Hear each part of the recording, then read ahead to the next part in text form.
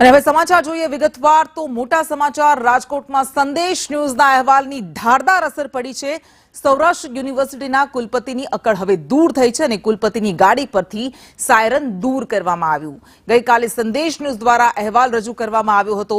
આરટીઓએ પણ ગેરકાયદે અને નિયમ વિરુદ્ધ ગણાવ્યું હતું અને આખરે આ વીસીની ગાડી પરથી સાયરન દૂર કરવામાં આવ્યું છે।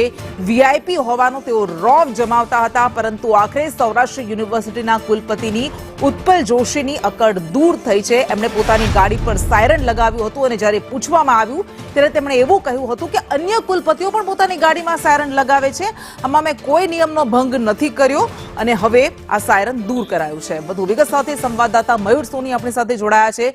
મયુર, બધાને વીઆઈપી હોવાનો પ્રિવિલેજ લેવો છે। ઉત્પલ જોશી કહી રહ્યા હતા કે આ બધા કુલપતિ લગાવે છે, મેં શું ખોટું કર્યું અને આખરે સાયરન હટાવવું પડ્યું છે સંદેશના અહેવાલ બાદ। કૃષ્ણા, સૌથી મોટી વાત એ છે કે ગઈકાલ સુધી કુલપતિ એમ જ કહેતા હતા કે હું સાયરન નહીં હટાવું, આ અન્ય કુલપતિઓ લગાવે છે એટલે મેં લગાવ્યું છે અને મેં કોઈ નિયમોનો ભંગ નથી કર્યો। બીજી તરફ ગઈકાલે આરટીઓ રાજકોટનો પણ એ નિવેદન સામે આવ્યું હતું કે આ પ્રકારે સાયરન લગાડવા ગેરકાયદેસર છે ને તેઓ કાર્યવાહી કરી શકે છે।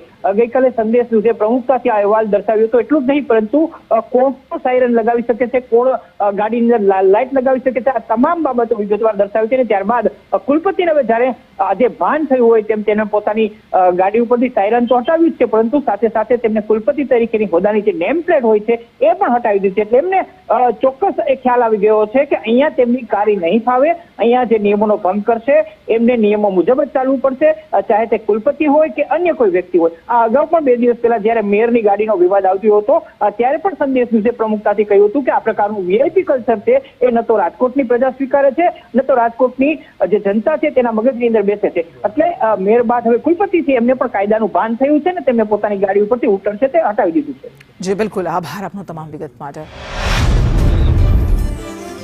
તો સંદેશ ન્યૂઝના અહેવાલની આ ધારદાર અસર, આ ગાડી અમે આપને બતાવી રહ્યા છીએ, દ્રશ્યો બતાવી રહ્યા છીએ કેવી રીતે સાયરન લગાવ્યું હતું અને ગઈકાલ સુધી આ કુલપતિ ઉત્પલ જોશી કહેતા હતા કે હું તો સાયરન નહીં હટાવું કારણ કે અન્ય કુલપતિઓ પણ સાયરન હટાવે છે। આરટીઓ અધિકારીએ પણ કહ્યું હતું કે આવી રીતે સાયરનની પરવાનગી માત્ર ઇમરજન્સી વાહનોને જ હોય છે, અન્ય કોઈ વ્યક્તિ ન લગાવી શકે, પરંતુ તેમ છતાં તેઓ અકડ જમાવતા હતા।